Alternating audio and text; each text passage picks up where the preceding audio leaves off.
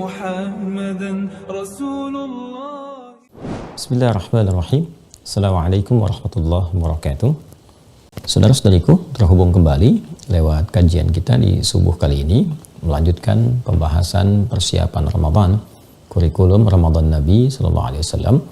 Dalam rangka itu kita mencoba untuk memperbaiki diri, khususnya persiapan memasuki bulan Ramadan yang dijanjikan oleh Allah Subhanahu wa taala dalam Al-Qur'an, pun dijelaskan oleh Nabi sallallahu alaihi wasallam dalam rangkaian hadis-hadis beliau, penuh dengan keutamaan, penuh dengan ampunan, penuh dengan rahmat, dan penuh dengan segala keistimewaan yang tentunya itu membutuhkan persiapan-persiapan paripurna bagi kita insan beriman sebelum memasuki hari-hari masa-masa yang sangat istimewa itu.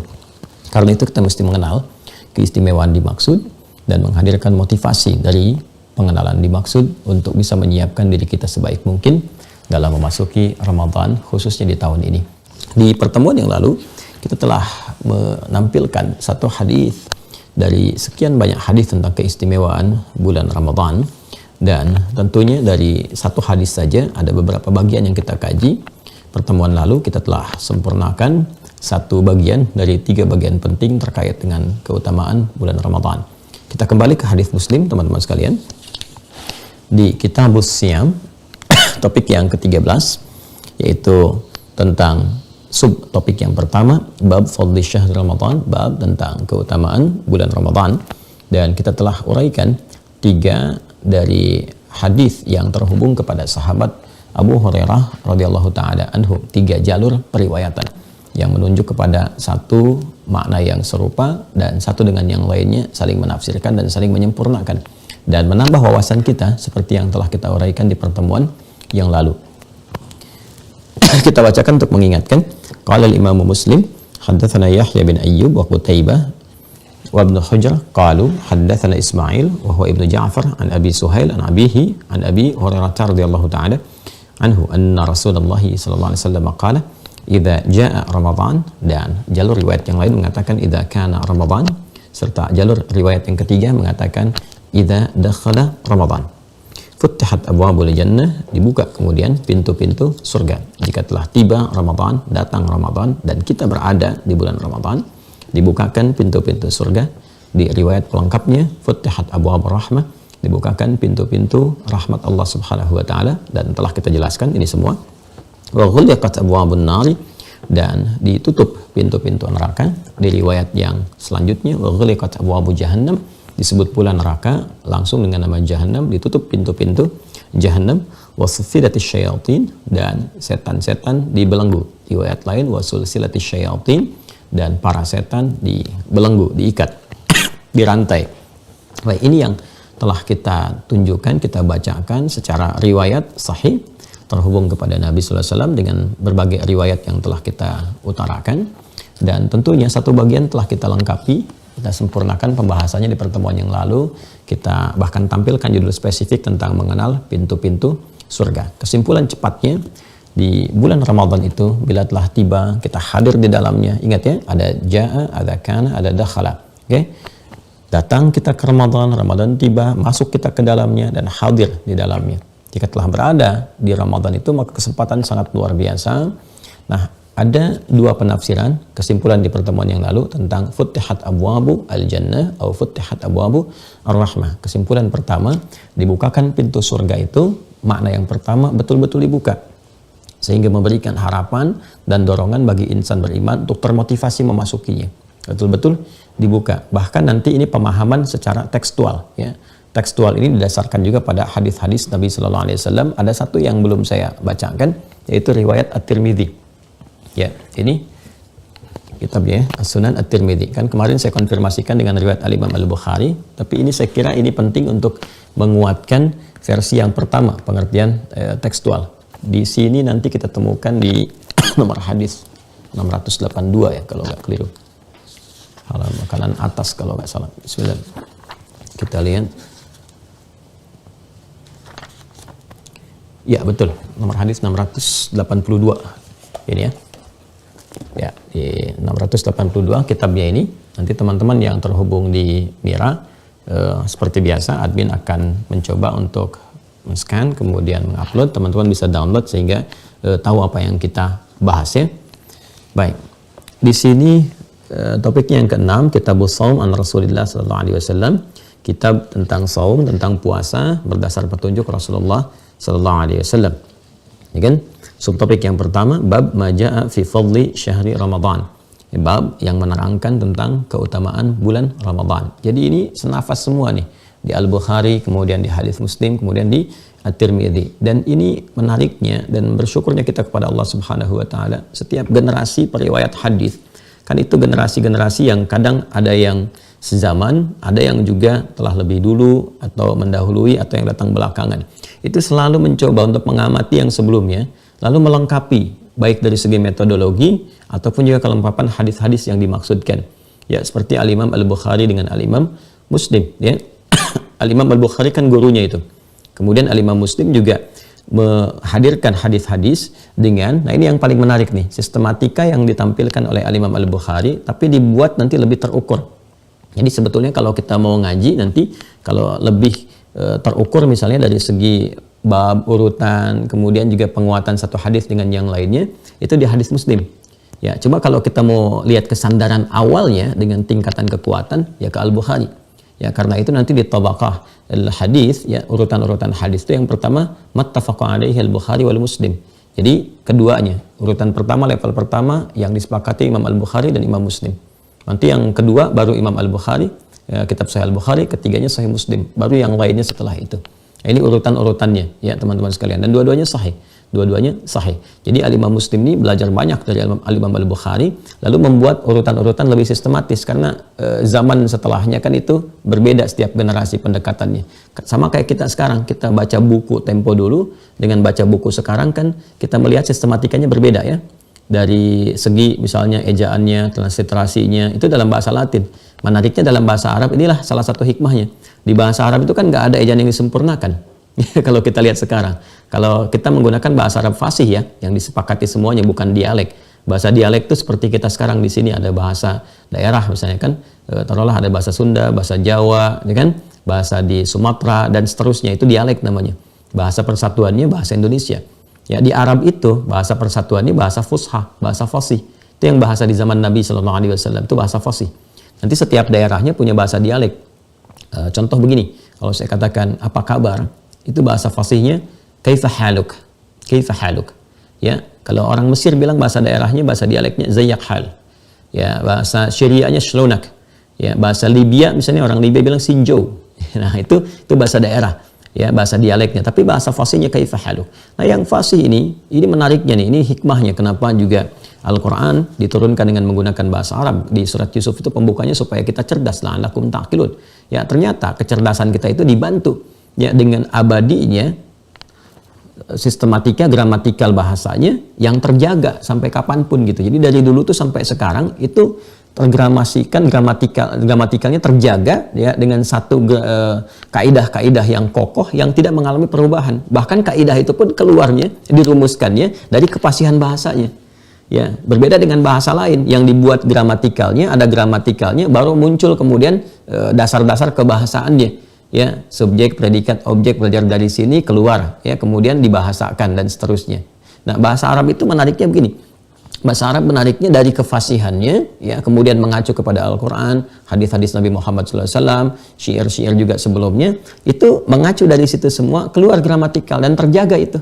Ya, sampai dengan sekarang, sampai dengan kapanpun dan nggak mengalami perubahan. Nah, karena itu Al-Qur'an kan nggak pernah didengar. Ya, dan nggak pernah terjadi ada ejaan Al-Quran yang disempurnakan sampai sekarang. Dari dulu alif lam mim ya sampai sekarang alif lam mim. Dari dulu alam sampai sekarang alam. Ya, sekarang kalau kita lihat di Latin misalnya ataupun dibawa ke terjemahannya di bahasa Indonesia, tulisan dulu misalnya taruhlah tahun 60-an atau bahkan 70-an, ulama itu sekarang beda ya dengan u baru. Ulama kan oe. Ulama kan oe kan. Nah, sekarang u baru jadi u begini. Ya kan? Kemudian Y dulu pakai J, sekarang Y-nya sudah ada simbolnya sendiri. Ya kan? Dulu pakai DJ, sekarang juga ada simbolnya sendiri. Nah, ini yang saya maksudkan ada dalam setiap buku itu ada pedoman transliterasi. Ya? Nah, karena itu menariknya bagi kita, teman-teman sekalian, bahkan dalam hadis pun kalau kita menemukan, ini saling menyempurnakan. Jadi menghadirkan kepada kita inspirasi untuk bagaimana membuat sistematika dalam penulisan. Ini nanti diamati, ini diriset. Ya, termasuk oleh para orientalis, jangan salah. Ya, kalau kita belajar perkembangan sejarah sejak kemajuan Islam dan umat Islam di barat, khususnya di di Spanyol, di Andalusia, itu kan meninggalkan banyak warisan pengetahuan. Nah, itu dibawa ke barat. Jadi barat itu sebetulnya pondasi pengetahuannya dan pengembangan setelahnya itu pijakannya pada warisan keilmuan dari khazanah keislaman. Ya, itu kalau mau digali akan ketemu ke situ. Bagaimanapun kita mau mencari, tetap rujukannya, sumbernya akan ketemu ke situ. Karena waktu maju di Spanyol itu, di Andalusia, itu banyak sekali yang belajar, ya, minta beasiswa, ada yang belajar ke situ. Ya, dari Italia kan itu di Iberia itu ya, sebagian Portugal dengan Spanyol. Datang ke situ banyak kan, dari yang dari Italia, dari beberapa yang dari Venesia, dari segalanya. Belajar ke situ, ya. Dan nanti pulang-pulang dari situ ketika ada gejolak politik pada masa itu semakin menurun dan berubah kemudian kekuasaan, kepemimpinan, maka harta warisan tadi dari nilai-nilai pengetahuan diambil, diterjemahkan, dipelajari dan sebagainya. Nah, di antaranya nanti yang bergerak di bidang itu sampai sekarang tuh, sampai sekarang. Bahkan ada kampus-kampus khususnya. Nah, kalau mau nanti pelajaran khusus, saya ada satu kurikulumnya tersendiri tentang gerakan orientalis, ya, gerakan orientalism. Jadi bagaimana nanti orang-orang yang fokus untuk meneliti itu hazanah warisan orang Islam itu disebut dengan orientalis namanya. Ya, misinya dua. Yang pertama adalah menemukan berbagai macam pengetahuan-pengetahuan yang bisa kemudian diambil dari situ, diterapkan dalam kehidupan mereka, direkomendasikan. Ya, di pemerintahan A, pemerintahan B, negara A, negara B, itu mengutus para sarjana-sarjana mereka untuk belajar ya dari khazanah keislaman, di copy paste lalu dikembangkan. Ya, dan itu untuk membangun negaranya. Sampai sekarang kalau kita mau jujur, silahkan cek ya. Di Spanyol, bahkan di Leiden yang terdekat kita juga, itu mereka setiap bergerak ke setiap tempat, baik melakukan ekspansi, ya ekspansi dengan militer misalnya, kan kita bahasanya dijajah kan, ya dulu Indonesia kan dijajah oleh Belanda, pernah Portugis dan sebagainya dan seterusnya. Ya, di Islam tidak ditemukan sifat-sifat seperti itu. Kalau mau jujur silahkan, jujur ya, objektif gitu ya, objektif dengan pengetahuannya. Nah, itu setiap datang penjajah dengan gerakan 3G dulu dikenalnya kan, God, Glory, and Gospel, itu datang, itu salah di antara pasukannya itu selalu ada misionaris. Nah, itu nanti akan mengambil tuh nilai-nilai intelektual, selain datang mengambil harta benda, kalau ke kita rempah-rempah dan sebagainya, gitu kan, untuk meraih kemudian juga gerakan invasi tertentu, itu di antara mereka juga ada intelektualnya. Namanya orientalis, itu yang mengambil hazanah pemikirannya, ya, karya intelektualnya. Makanya banyak kemudian karya intelektual kita, termasuk ulama-ulama kita itu ditemukannya di mana? Di Leiden, di Belanda. Dibawa itu. Jadi bukan hanya bawa rempah-rempahnya, karya intelektualnya pun dibawa. Nah, itu bagian yang pertama, teman-teman sekalian. Nanti itu satu. Yang kedua, para orientalis pun nanti belajar mengembangkan dari sistematika penyusunan karya tulis dari situ. Sampai nanti mengembang, ada banyak riset, termasuk di hadis itu ada Wensing gitu ya misalnya. Itu kitabnya besar tuh, meneliti hadis tuh. Meneliti hadis, indeks hadis tuh yang bikin dulu orientalis dari Belanda. Minta bantuan ke orang Arab dari Mesir untuk bisa mengetahui. Ya, kan awalnya nggak bisa bahasa Arab itu. Nanti ada yang riset di bidang Quran, riset di bidang hadis, kan riset dan sebagainya, beberapa riset di bidang yang lainnya. Nanti mereka mengambil manfaat juga memetakan sistematika. Sampai nanti footnote kan ditemukan di barat, tapi belajarnya dari mana? Belajarnya dari risetnya kitab-kitab orang Islam. Ya, ini harus disadari ya. Makanya banyak ngaji gitu, banyak ngaji, banyak belajar. Ya, itu disyukuri. Tapi kita nggak bisa menyalahkan. Kenapa? Karena belajar itu kan terbuka. Kalau orientalis mempelajari, meriset, ya nggak boleh kita salahkan. Mereka meriset kok.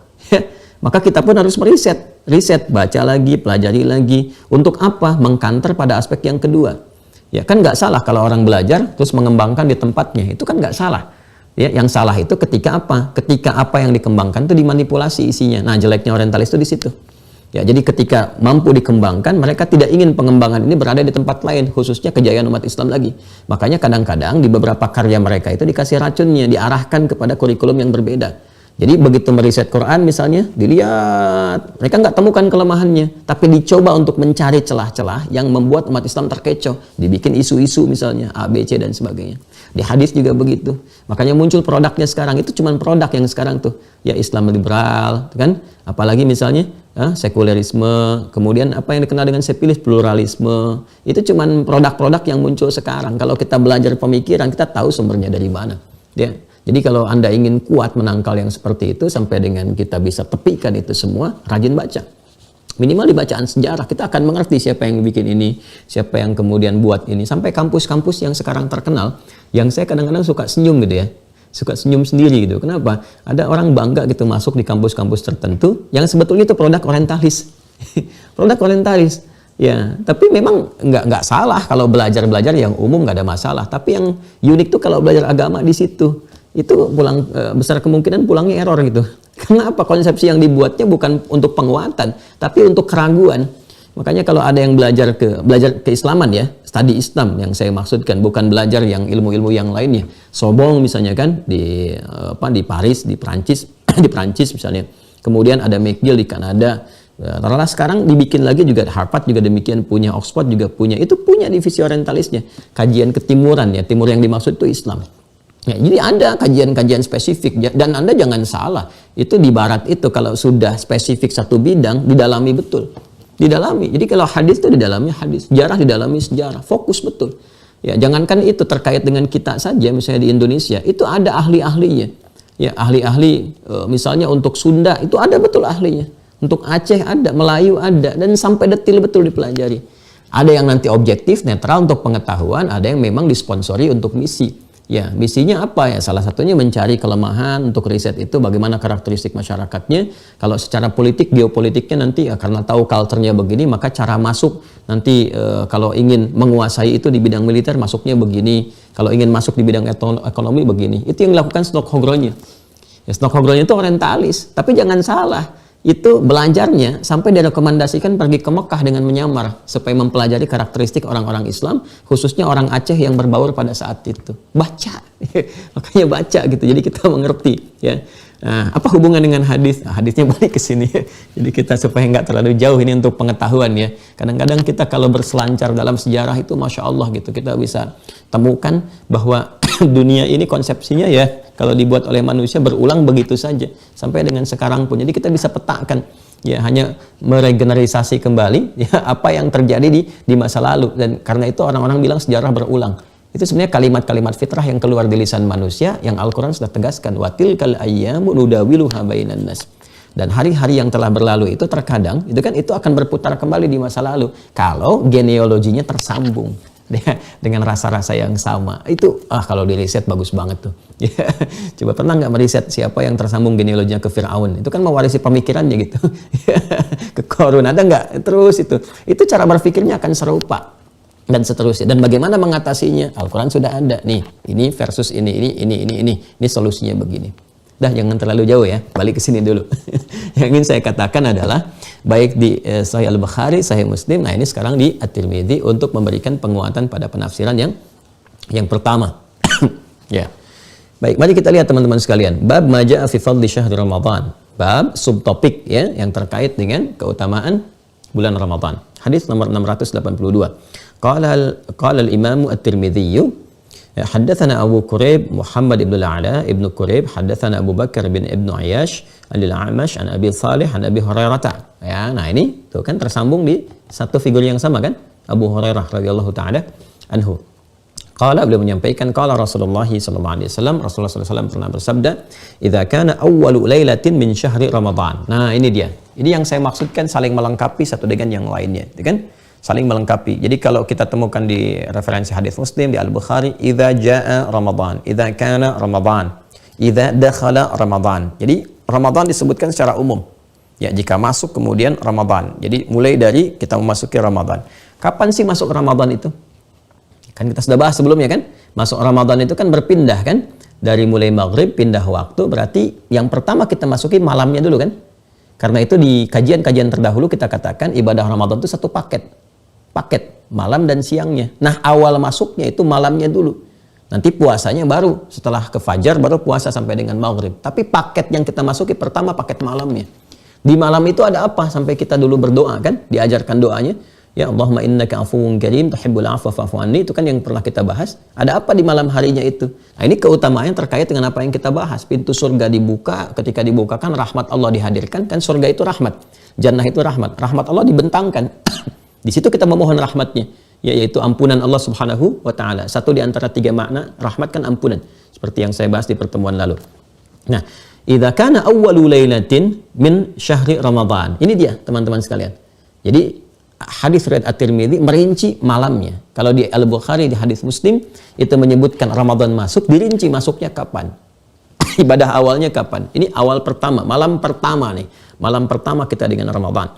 Apabila tiba malam pertama di bulan Ramadan, sufidatis syayatin wa maradatul jinni, ya para setan dan jin-jin yang nakal itu, ya maradah itu yang menyimpang, ya kan? Yang kadang-kadang iseng dan sebagainya. Itu kalau Anda lewat misalnya tempat-tempat tertentu, baik di hutan misalnya, kadang-kadang ada perasaan was-was ketika mau masuk ke kuburan dan sebagainya, ya kan? Nah, itu ada jin-jin yang maradah tuh yang menyimpang, kadang-kadang iseng, ya kan? Ya sebetulnya dia nggak menampakkan diri. Jadi kalau ada yang melihat jin, ya itu sebetulnya dia sudah terhubung dengan jin itu, karena jin itu tidak menampakkan diri, nggak terlihat wujud aslinya. Ya kalau kita melihat nanti ke hal-hal yang terkait dengan jin itu, dia masuknya kadang dalam bentuk binatang, wujud binatang, atau kadang gerakan-gerakan tertentu, tapi dia nggak menampakkan diri. Jadi kalau ada yang bisa ngelihat jin dengan wujudnya, itu patut diduga dia sudah berinteraksi dengan jin. Ya, karena dimasuki jin bisa melihat jin yang lainnya. Nah, itu sudah mafhum dalam fikih Islam, itu diketahui. Itu maradatul jin yang suka kadang mengganggu, iseng. Ya, tapi kalau ngajak maksiat itu setan. Kalau sudah ngajak maksiat, setan. Ya, tapi kalau sudah misalnya taruhlah Anda ada gangguan dan sebagainya, kadang-kadang itu kan gimana keadaan iman kita juga. Kalau iman kitanya kuat, bagus, ya mereka menjauh, ada cahaya yang mereka pun silau, ya dari nilai aura-aura ibadah dan sebagainya. Tapi kalau kadang-kadang tertentu misalnya kitanya udah was-was masuk ke tempat gelap, sudah was-was tertentu, tiba-tiba benda bergerak itu dan seterusnya, atau ada kadang suara ini itu misalnya, nah itu maradatul jin. Ya, jin yang maradah tuh bisa ngeyel, ya, iseng, atau juga kadang-kadang muncul sifat-sifat tidak baiknya. Tapi kalau sudah menggoda kepada kemaksiatan, itu syayatin namanya, syaitan, ya minal jinnati wan nas, itu sifat yang bisa melekat kepada makhluk apapun yang menjauhkan dari Allah Subhanahu wa taala. Sufidati syayatin wa maradatul jinni, ya, jin-jin yang nakal dengan para setan itu dibelenggu. Ya, wa ghulqat abwabu an-nari, kemudian ditutup pintu-pintu neraka. Falam yuftah minha babun, dan tidak dibukakan satupun dari pintu neraka itu. Wa futtihat abwabul jannah. Nah, ini yang akan kita tegaskan dari versi yang pertama. Wa futtihat abwabul jannati, dan dibukakan pintu-pintu surga. Falam yughlaq minha babun, dan tidak ditutup satupun dari pintu surga itu. Jadi pintu neraka ditutup, nggak dibuka satupun. Pintu surga dibuka, nggak ditutup satupun. Ini pemaknaan tekstual. Jadi yang kita bahas kemarin, pintu surga dibuka, di At-Tirmidzi itu ditafsirkan secara tekstual, betul-betul dibuka, nggak ditutup satupun. Kemudian wa yunadi munadin ya baghiyal khairi aqbil wa ya baghiyasy syarri aqsir. Maka dari setiap kemudian pintu-pintu surga itu ada penyeru. Wahai orang yang berkehendak mengerjakan kebaikan, cepat kerjakan. Ya. Kemudian dan orang-orang yang berniat berbuat buruk, jaga itu, jangan lakukan, tahan itu, kan? Nah, karena itu dari hadis tekstual ini ada yang memaknai dengan itulah sebabnya kita bisa mendapatkan motivasi sejak malam pertama Ramadan. Ya, kenapa? Karena secara tekstual dimaknai pintu surga betul-betul dibuka dengan izin Allah Subhanahu wa taala, nerakanya kemudian ditutup, dan dari situ ada penyeru untuk memotivasi kepada kebaikan. Ya baghiyal khairi aqbil, hei orang yang sedang ingin berbuat baik, cepat kerjakan. Wa ya baghiyasy syarri aqsir, hei orang yang ingin berbuat buruk, tahan, jangan lakukan. Ini yang menjadikan malam pertama Ramadan, kan ini hadisnya idza kana awwalu lailatin min syahr Ramadan, jika malam pertama Ramadan tiba. Ini yang menjadikan malam pertama Ramadan semua tergerak pada kebaikan. Ya, bahkan yang jarang ke masjid, pelaku keburukan, kejahatan pun bisa menahan dulu gitu kan. Itu fitrahnya, karena ada penyeru yang seruan ini bukan didengar telinga, tapi meresap ke dalam jiwa kita, menggerakkan fitrah kita gitu. Ini yang dimaksudkan. Jadi ini pengertian tekstualnya yang dikuatkan oleh hadis riwayat At-Tirmidzi, ya, rahimahullah, walillahi utaqa'u minan nari wa dzalika kulla lailatin. Dan Allah Subhanahu wa taala menyediakan kesempatan untuk membebaskan orang-orang yang jahat, yang buruk, pelaku kriminal, ya, dari ancaman-ancaman neraka. Dan itu berlangsung setiap malam. Jadi setiap malam itu yang kita maksudkan. Ya Allah bentangkan kemuliaan-kemuliaan, diberikan kesempatan-kesempatan untuk mohon ampunan. Karena itu setiap malam kita diajarkan oleh Nabi sallallahu alaihi wasallam untuk berdoa. Ya Allahumma innaka afuwwun karim tuhibbul afwa fa'fu anni. Ini keterkaitan, semua terkorelasi hadis-hadis itu. Ya, setiap babnya itu nyambung, melengkapi. Nah, ini pengertian tekstualnya. Yang kontekstualnya dikaitkan dengan amalnya. Ya, mengambil kata wa ya baghil khairi aqbil. Para pelaku kebaikan cepat kerjakan. Jadi mengorelasikan pintu surga itu dibuka seperti yang telah kami jelaskan kemarin dengan amalan-amalan. Ya, pintunya lewat amal itu. Seakan-akan kalau pengen masuk surga ya cepat masuknya lewat pintu amalan-amalan ini. Ada pintu sedekah, pintu sholat, pintu puasa, pintu zakat, pintu tahajud. Maka di Ramadan semua dibuka. Itu yang dimaksudkan. Jadi dibukalah semua pintu-pintu surga melalui pintu amalan itu dan diberikan kita motivasi kuat untuk mengerjakannya.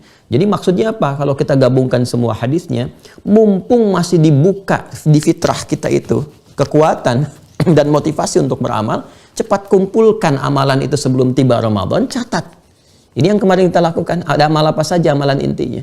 Nanti di Ramadan, begitu fitrahnya dibuka, cepat kerjakan. Karena nggak mudah menemukan keadaan fitrah terbuka itu. Ya, karena itu dimulai dari sejak malam pertama Ramadan. Kalau nggak dimanfaatkan malam pertamanya, kesananya itu pasti akan menurun. Nggak percaya silahkan. Jadi kalau kesempatan yang awal pertama Ramadan, malam pertama kita manfaatkan betul. Dan kita sudah punya agendanya, kurikulum ya. Dengan berdoa dari awal Ramadan, masuk berdoa juga, minta dikuatkan jiwa kita. Itu kan yang kita mulai, Allahumma ahillahu alaina bil yumni wal iman, ya kan? Wassalamati wal islam rabbi wa rabbuka Allah. Kita minta betul, nanti Allah akan jaga. Dan ada konsistensi dari awal sampai akhir Ramadan. Ya, dan konsistensi itu bisa dilakukan kalau perencanaannya ada. Jadi ada acuan. Ya, kalau nggak ada acuan nanti bingung, ketika bingung, nah masuk lagi kemudian was-was yang lainnya. Ya, persiapan-persiapan yang kemudian terarah pada jalur yang berbeda. Ini yang dimaksudkan. Jadi maksud pertama pintu surga betul-betul dibuka. Yang kedua itu terapannya secara maknawi, secara kontekstualnya. Dibukanya pintu surga itu hanya bisa dimasuki lewat amal saleh. Maka ditafsirkanlah pada pemaknaan yang kedua itu, yang dimaksud dibukakan dorongan kita untuk beramal soleh sebaik-baiknya. Fitrah kita diseru untuk mengerjakan kebaikan dan ditahan dari keburukan. Dari sinilah harus dimanfaatkan supaya punya agenda amal soleh untuk dilakukan. Amal itu yang mengantarkan kita ke surga. Ya, dari pintu-pintu itu yang dimaksudkan dibuka. Sehingga ketika masuk benar-benar akan masuk surga, tasdidnya hilang. Seperti di Quran surah Az-Zumar yang kemarin, ayat 73 yang kita bacakan. Ya, wasiqal ladzina taqaw rabbahum ilal jannati zumara, ya, hatta idza ja'uha wa futihat, tasdidnya kan hilang. Wa futihat abwabuha, dibuka betul-betul. Jadi yang sebelumnya kita beramal, kadang berliku, kadang sulit, kadang butuh motivasi 2 kali lipat, syiddah, sekarang dibuka sebaik-baiknya. Wa futihat abwabuha, ya. Jadi itu gambarannya yang kita lengkapi kemarin.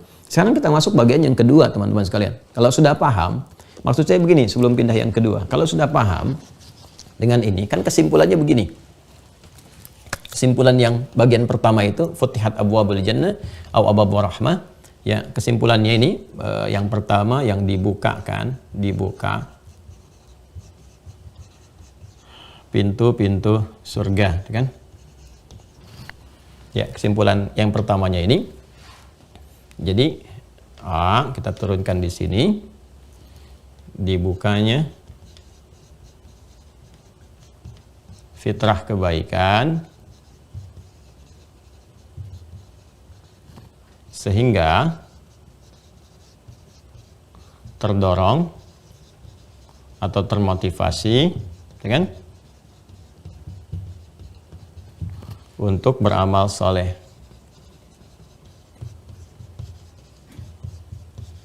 Ya, ini gambaran yang pertama ya teman-teman sekalian ya. Nanti dalil untuk yang ini tuh ada di hadis riwayat At-Tirmidzi, nomor hadis 682. Ya, rawinya sahabat Abu Hurairah. Kan? Subtopik tentang keutamaan Ramadan. Keutamaan bulan Ramadan. Oke. Ini gambarannya. Kemudian yang kedua, B-nya, ya kan? Dibukanya peluang yang besar untuk mendapat anugerah surga, ya kan? Melalui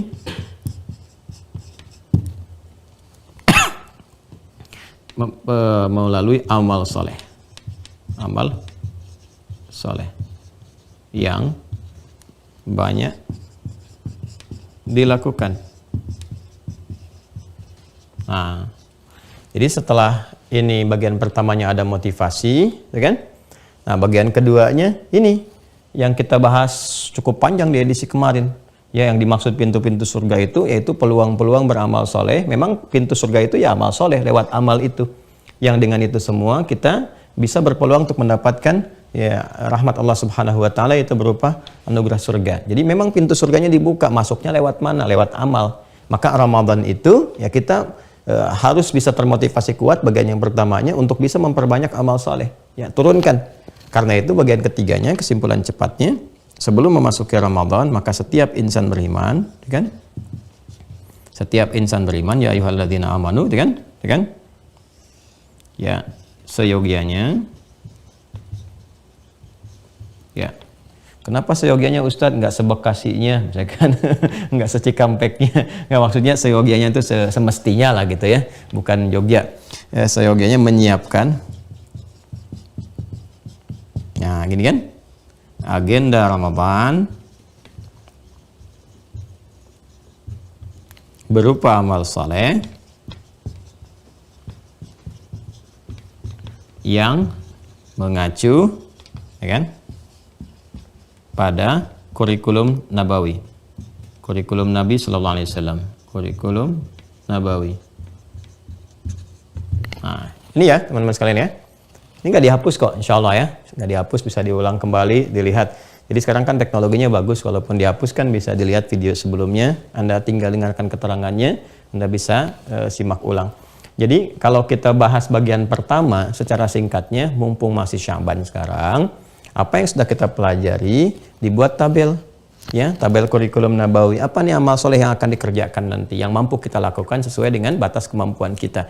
Dan sudah dituangkan kan di buku yang kami tuliskan di makna ayat puasa. Ya, saya lihat masih ada itu satu lagi tuh kemarin tuh, ya, nyangkut mungkin itu ya di Wah Corner itu. Nah, jadi silahkan teman-teman bisa kreasikan ke sini, ya, kreasikan ke sini. Jadi implementasi dari pembahasan yang ini kalau bagi Santi Merah wajib ya, baik yang terhubung, apalagi itu yang terhubung sudah aktifkan akun, ataupun yang dari YouTube, kalau kita ingin berkualitas ya Ramadannya, wajib setelah pembahasan ini bikin tuh agenda kurikulum nabinya apa aja, disiapkan dari sekarang supaya nanti begitu masuk ke Ramadan bisa konsisten diikuti. Nah, kalau ini sudah kita kenal dengan baik, maka mulai masuk pada bagian kedua, wa ghulliqat abwabun nar, ya, ditutupnya pintu neraka. Ini bagian duanya, ditutup pintu neraka. Redaksi di hadisnya itu ada dua, ya, wa ghulliqat pakai tasdid abwab an-nar, dan juga wa ghulliqat, redaksi yang kedua awalnya serupa, wa ghulliqat abwabu jahannam. Ya, ya. Jadi yang pertama, wa ghulliqat abwabun nar, pintu-pintu neraka ditutup, ini narnya yang disebutkan. Kemudian yang kedua, spesifik namanya, ya, wa ghulliqat abwabu jahannam, dan pintu-pintu jahanam itu ditutup. Baik, ada setidaknya teman-teman sekalian di sini dua pembahasan yang harus kita kaji.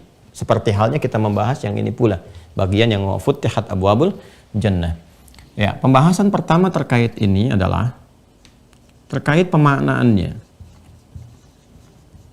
Apa yang dimaksud pintu-pintu neraka itu ditutup, ya? Yang kedua, ini bagian pertama, bagian keduanya, bagaimana memahami tentang pintu-pintu neraka, hakikat pintu-pintu neraka. Ya, hakikat pintu-pintu neraka. Tentu yang kita maksudkan dengan hakikat di sini adalah pendekatan pengetahuannya, informasi yang kita dapatkan. Sedangkan realnya, hakul yakinnya saat nanti kita tidak ingin menyaksikan ya, tapi nanti kan ada orang-orang penduduk neraka itu ingin mendatangi penghuni surga untuk meminta ya, untuk mereka meminta bagian dari cahaya di surat Al-Hadid itu ya. Ya, kemudian dibikin sekat, ya Allah memberikan sekat, wa duriba bainahum bisurin lahu bab ya batinuhu fihi rahmah wa zahiruhu min qibalihil azab ya. Jadi ada sekarang kita ilmal yakin dulu prosesnya, ilmal yakin dari informasi yang disampaikan di Al-Quran, hadis-hadis Nabi SAW. Nanti ketika dalam proses hisab ada orang yang dimasukkan, diseret ubun-ubunnya dan sebagainya, itu ainal yakin ya. Bagi orang yang masuk ke situ hakul yakin hakul yakin. Jadi nanti kalau kita dari hakikat ini ingin mengetahui sepenuhnya saat kembali kepada Allah ya, dengan melihat, menyaksikan dan sebagainya, dan kita di situ banyak bersyukur kepada Allah karena dibebaskan dari itu semua, karena banyak berdoa di dunia itu, ya Rabbana atina fid dunya hasanah wa fil akhirati hasanah wa qina adzabannar ya, wa qina adzabannar. Kita minta betul, kita pelajari supaya dijauhkan dari ancaman-ancaman itu semua ya, dan seterusnya. Jadi begitu nanti di sini turunannya ilmul yakin, kemudian ainul yakin, hakul yakin ya. Kita belajar dengan ilmu yakin, ya, ilmu yang kita yakini, yang betul-betul originalitasnya terhubung pada sumber yang paling kuat dan hak kebenarannya. Kemudian ainul yakin, melihat, menyaksikan saat kembali ke akhirat, orang-orang terjebak di dalamnya. Ya, dan hakul yakinnya mereka yang mengalami. Ya, karena hakul itu harus mengalami betul ke situ. Kalau kita inginnya kan hakul yakinnya di sini, di surganya, dengan izin Allah Subhanahu wa ta'ala. Ini tinjauan kita ya, dan keyakinan kita wajib yakin. Insan beriman wajib yakin dengan keimanannya ya. Perkara orang lain punya pandangan berbeda ya, kita menghormati apa yang diyakini oleh orang lain. Pada akhirnya ketika kembali kan akan terbukti kebenarannya ya. Sekarang kan kita berikhtiar saja, berikhtiar ya. Ini ya teman-teman sekalian, hakikat pintu neraka ini bagian pembahasan yang keduanya. Kita mulai dari sini dulu pemaknaannya. Apa yang dimaksud wa ghulliqat abwabu an-nari atau ghulliqat abwabu Jahannam, seperti kita uraikan di pertemuan yang lalu, wa futihat abwabu al-jannah atau abwabu ar-rahmah. Nah, ini tidak jauh berbeda pemaknaannya dengan yang pertama itu. Kalau di sana futihat, di sini ghulliqat. Tasydid yang melekat pada kata ghulliqa ini, saya besarkan tulisannya begini, ghulliqat, bentuk pasif ya, jadi ghallaqa yughalliqu, ini bentuk pasifnya ghulliqa ya, karena ini muannas majazi nanti, dan ini pun kemudian juga sudah jamak, wa kullu jam'in muannatsin, itu dalam kaidah nahwunya, setiap jamak maka diikuti dengan muannas. Wa ghulliqat, ada tasydid di sini. Nah, tasydid ini bisa dimaknai dengan dua hal, dengan pendekatan ilmu sharaf atau ilmu balaghah. Kalau kita ingin lakukan dengan pendekatan ilmu sharaf, maka formulasi atau wazan dalam ilmu sharaf itu yang bertasydid seperti ini, itu dipahami dengan sesuatu yang tadriji, berproses secara bertahap, sifatnya bertahap ya, atau pemberian secara terukur ya. Jadi bisa secara bertahap atau terjadinya sesuatu atau pemberian sesuatu secara terukur. Ya, kalau kita lihat misalnya yang dimaksudkan demikian, contoh ketika wahyu diturunkan, Al-Quran diturunkan kepada Nabi Muhammad SAW, langsung menerima. Nah, itu di Quran diksinya menggunakan tasydid. Kepada Nabi Isa, Nabi Musa yang sebelum Nabi Muhammad SAW itu tidak pakai tasydid, pakai hamzah. Ya, diturunkannya pakai anzala, anzala yunzilu. Pada Nabi Muhammad ketika diterima, nazzala yunazzilu. Ya. Ini ingat yang saya katakan kepada Nabi Muhammad, bukan turun dari Lauh Mahfud ke Baitul Izzah. Kalau itu nanti sekaligus ke Nabi Muhammadnya secara bertahap. Ya, kalau kita lihat di Quran surah ketiga Ali Imran misal, padanan ini ya untuk menerangkan ini. Ya, untuk menerangkan ini pakai dalil Al-Quran, Quran surah 3 misalnya, ayat ketiga. Ya. Nazzala alaikal kitabah, yang ke Nabi Muhammad, bil haqq. Ya, pakai tasydid, nazzala alaikal kitab. Ya, kenapa menggunakan tasydid? Untuk memberikan kesan bahwa wahyu yang disampaikan pada Nabi Muhammad, ayat-ayat bimbingan dari Al-Quran itu disampaikan secara bertahap. Ya, sesuai dengan waktu dan peristiwa yang terjadi, dibimbing Nabi Muhammad SAW. Karena itu nanti ada asbabun nuzul, sebab-sebab turunnya ayat, gitu kan? Nah, ini ada sebab tertentu turun ayatnya, dibimbing ya sesuai dengan kebutuhan supaya mudah diterima dan langsung sesuai dengan keperluannya sehingga dirasakan kebenarannya. Ya, kadang-kadang nggak ada sebab apa-apa, tapi diberikan bimbingan oleh Allah untuk mengatasi persoalan yang akan dihadapi kemudian. Persoalannya belum turun, tapi turun ayat untuk membimbing. Ini seperti ini seperti ini bimbingannya seperti ini. Ya, ini berdasar tujuan-tujuan tertentu. Dan berlangsung kan kurang lebih selama 23 tahun. Kurang lebih ya, selama 23 tahun. Karena diberikan secara bertahap itu, ya ada proses yang berlangsung. Nah, maka itu menggunakan tasydid. Nazzala 'alaikal kitaba bil haqqi musaddiqan lima baina yadayhi wa anzalat taurata wal injil. Berbeda dengan Taurat dan Injil, pakai anzala bukan nazzala. Ya, kenapa? Karena diberikannya langsung. Nabi Musa alaihissalam di Tur Sina, kan Bukit Sinai, kemudian menghadap Allah Subhanahu wa taala, mendapatkan wahyu seketika langsung 10 perintah. 10-10-nya nggak bertahap. Diberikan kembali ke umat, disampaikan. Nabi Isa alaihissalam, Yesus Mesias, dapat Injil, Allah berikan kemudian wahyu kepada beliau, ini pedoman untuk umatmu sekaligus semuanya. Ya, ada tuntunan disampaikan kepada umatnya. Nah, ini perbedaannya antara paket tasdid dengan tidak paket tasdid. Ada sesuatu yang bertahap. Ya. Terus yang kedua, misalnya tadi saya sampaikan pemberian sesuatu, ya, pemberian sesuatu yang terukur sifatnya sesuai dengan keperluan, ya. Seperti misalnya tentang cuaca, spesifik hujan misalnya. Ya, kalau kita lihat kan kalau ada hujan, nggak semua rata sedunia hujan, ya, tenggelam dunia. Kan? Tapi di sini ada yang hujan, sini ada yang tidak. Ini pun hujannya ini deras, ini gerimis, yang ini ada anginnya, yang ini tidak. Ya kan? Nah, nanti untuk apa diberikan itu? Pertama keteraturan. Yang kedua ada hikmah, nanti kesesuaian dengan perilaku hamba, perilaku manusia yang ada di lingkungan itu. Ya, ini manusianya nih yang seperti ini misalnya kan, hujan muncul deras untuk menunjukkan bahwa ini loh, kamu bikin aliran airnya nggak tepat, kamu bikin bangunannya nggak sesuai, supaya dikoreksi. Ini kalau banjir berbahaya. Yang ini ada perbuatan nih, misalnya kan mohon maaf nih, saya jalan ke satu kota berapa waktu lalu, kota itu dulu indah, bukitnya bagus tuh kan. Nah, sekarang diambilin pasirnya tapi nggak diperbaiki lagi gitu, nggak ditutup kembali. Jadi gunung-gunung itu Allahu Akbar yang tadinya bagus, indah, hijau, memukau dan sebagainya, enaklah dipandangnya itu. Sekarang udah jelek dilihat gitu kan. Ya, ada yang sudah tinggal setengahnya, ada yang terbuka. Ya itu alat-alat beratnya ada di situ aja. Saya juga heran ya.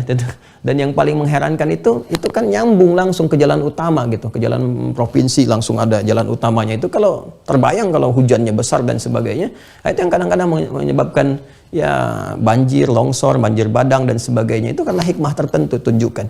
Ya, nanti ada yang gerimis, ada yang besar dan sebagainya. Nah, itu disesuaikan nanti dengan hikmah-hikmah tertentu dengan kehendak Allah, karena ada hal-hal yang ingin ditampakkan dan semuanya baik. Baik sifatnya untuk memberikan kenyamanan, ya, yang tadinya kering disuburkan kembali, ada kesegaran, kan, ada untuk membersihkan yang kotor-kotor langsung turun dibersihkan, ada untuk menunjukkan hikmah kepada kita.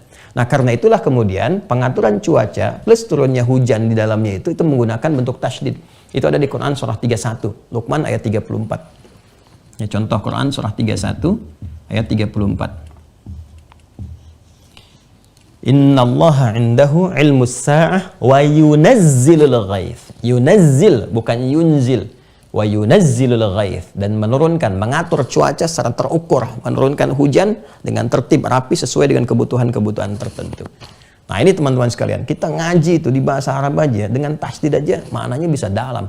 Apalagi kalau itu terkait dengan firman Allah di Al-Quran. Itu kalau kita belajar turunan ilmunya dan membaca Al-Quran, tidak ada kata lain selain Tabarakar Rahman fabi ayyi ala'i rabbikum tukadziban. Masya Allah. Jadi semua, bukan hanya ayatnya. Ayat itu satu ayat lengkap. Bukan hanya kalimatnya, lafadznya, hurufnya. Ya, jadi kalau kita ngaji ilmu ma'ani aja dengan pendekatan balaghah, itu hurufnya itu luar biasa. Setiap hurufnya itu ada makna. Ya, kan ada harful mabna, harful makna. Itu di Al-Quran itu harful makna semua tuh. Semua huruf punya arti. Ya. Nah, ini yang kedua, pendekatan balaghah. Pendekatan ilmu balaghah. Jadi kalau yang pertama ini menunjuk kepada sesuatu yang bertahap.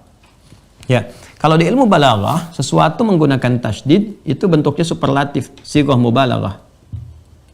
Sesuatu yang besar, agung, ya, melahirkan ketakjuban, banyak dan sebagainya. Ya.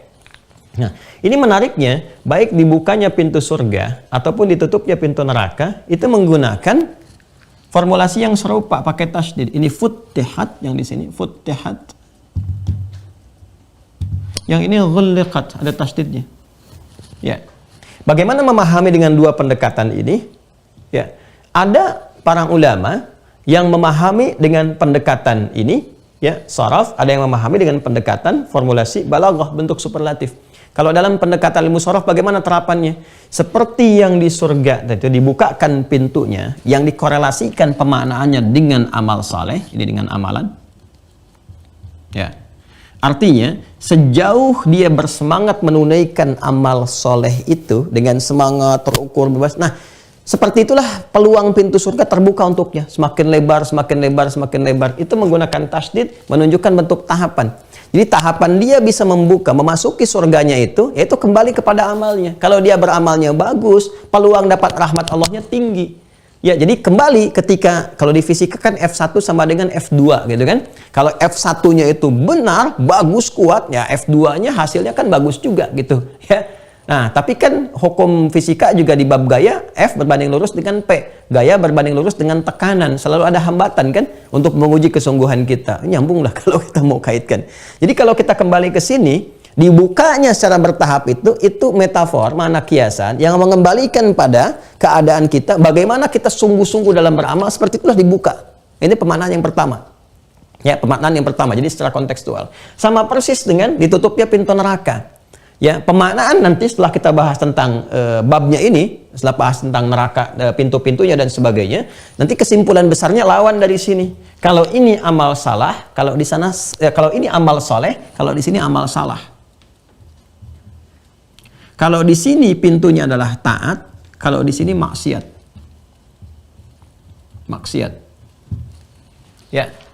Ah, jadi kalau yang di sini sepanjang orang mengerjakan amal soleh sebaik-baiknya, ya, sesemangat-semangatnya, seperti itulah terbuka kemudian pintu surga itu. Kalau dia semakin kuat, semakin lebar terbuka. Ini yang dimaksudkan tahapan-tahapannya. Semakin banyak dikerjakan, semakin banyak peluang yang terbuka di 8 pintu itu. Ya. Kalau yang ini semakin jauh meninggalkan maksiat, semakin ditutup maksiat dalam kehidupan. Ketika puasa berlatih meninggalkan maksiat, seperti itu pula ditutup pintu neraka. Jadi pintunya ada pada maksiat. Kalau kita ingin menutup pintu itu dengan rapat, jauhi maksiat, tinggalkan maksiat. Ini pemaknaan yang pertama. Jelas ya? Jadi seperti ini mengerjakan amal soleh, yang ini meninggalkan amal salah. Yang ini meningkatkan taat, yang ini kemudian meredam maksiat. Jadi sepanjang kita kuat menutup pintu maksiat, seperti itu pula pintu neraka ditutup. Karena pintu neraka itu pintunya lewat maksiat. Syirik, maksiat. Ya, pembunuhan, maksiat, korupsi, maksiat, penipuan, zina, maksiat. Jadi kalau kita menghindari zina, wala taqrabu zina, jangan dekati zina, kita jauhi, jangan dekati. Nah, itu kita sedang nutup pintu neraka tuh. Ya. Nah, jangan membunuh, kita jauhi, jangan lakukan. Jangan mencuri, jangan korupsi, jauhi, ya kan? Jangan syirik, inna syirka la dzulmun adzim, jauhi syirik. Sepanjang kita kuat menutup itu semua, maka amal kita yang menjauhi yang salah itulah yang menjadikan kita tertutup dari peluang-peluang pintu neraka. Ini pemaknaan yang pertama secara kontekstual. Jelas ya? Jadi sepadan dengan yang ini. Yang kedua, ya, balaghah. Superlatif, memang ditutup setutup-tutupnya. Ini yang pemaknaan tadi secara tekstual di At-Tirmidzi tadi, teman-teman sekalian, ya. Jadi kalau kita kembali kepada hadis At-Tirmidzi dengan menggunakan pemaknaan tekstualnya secara lafadz langsung, ya, ini memberikan kesan kepada kita yang memang ditutup. Karena ditutup itulah kemudian fitrah kita diseru supaya tidak berbuat maksiat. Ya baghiya syarri aqsir. Hei, yang tadinya ingin berbuat maksiat, tahan, jangan lakukan.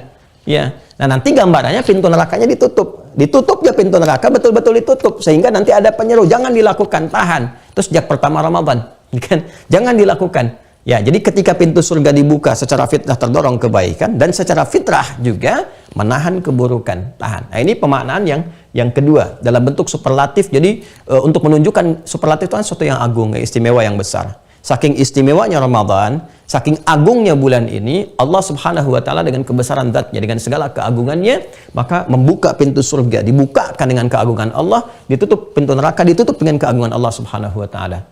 Nah, keduanya ini bisa disatukan. Keduanya bisa disatukan, baik pemaknaan tekstual ataupun kontekstual. Jadi kalau kita satukan seperti memaknai yang ini, kesimpulannya nanti Allah Subhanahu wa taala benar-benar menutup pintu neraka, dan jalan untuk menutupnya, ikhtiarnya diberikan kepada kita dengan cara meninggalkan maksiat. Itu kesimpulan cepatnya. Jelas ya? Nah. Tapi ketika menggunakan tasydid, ini menunjukkan bahwa prosesnya ini tidak mudah. Mesti ada ikhtiar, mesti ada perjuangan dari kita. Ya, karena itu masuk surga itu diikat dengan perjuangan. Ya, diikat dengan apa? Perjuangan. Ya, ini ada di Quran surah ke 3 Ali Imran ayat 142. Ya. Am hasibtum an tadkhulul jannata, ya, coba lihat Quran surah ketiga Ali Imran ayat 142 paling kiri sebelah atas di mushaf. Ya, am hasibtum an tadkhulul jannata walamma ya'lamillahu alladhina jahadu minkum wa ya'lamas sabirin. Ya, apakah kalian juga begitu mudah masuk ke surga itu, ingin mudah ke surga, sementara belum nampak dari kalian kesungguhan perjuangannya. Jahadu itu kan turunannya dari kata al-juhdu. Kalau diturunkan jahadu, ya jahada yujahidu kan? Jahadu, ini ada waw dan ada alif sini. Ini akar mula katanya itu dari kata al-juhdu. Kesungguhan, keseriusan. Nanti dari sini ada 3, hybridnya ada 3 pecahannya. Jadi ijtihada, kesungguhan dalam merencanakan.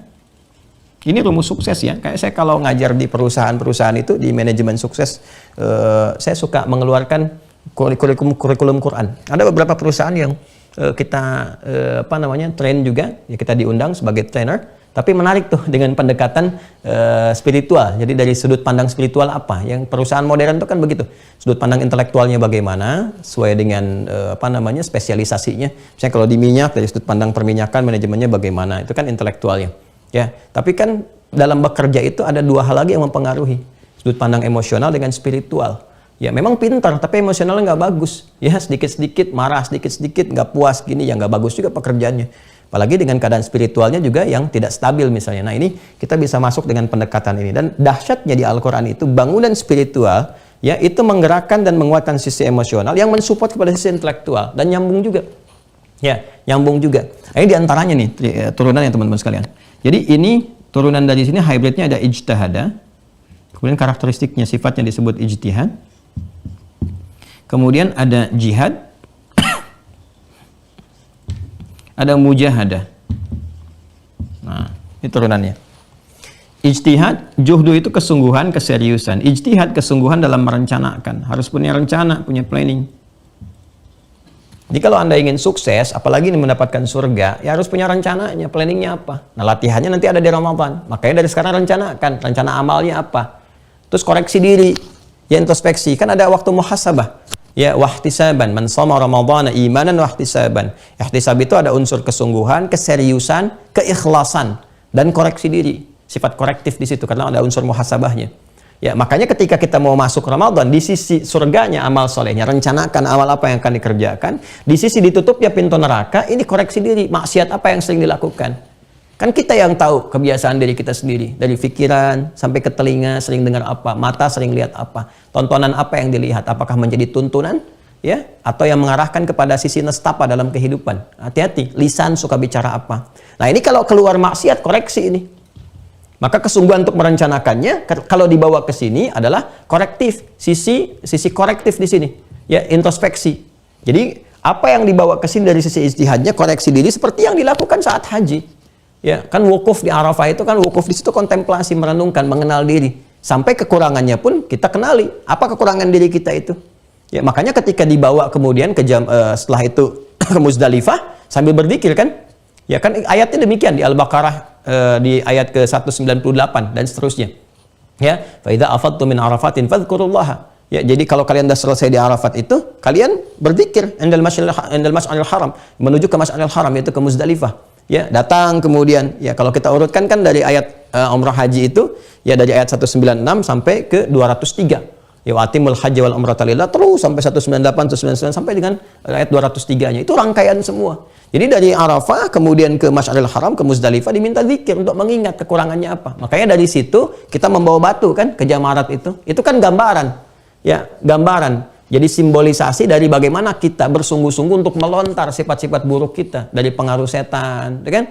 Akabahnya itu dari dalam diri kita sendiri, pengaruh lingkungan yang terdekat, wusta, kemudian yang terjauh ula.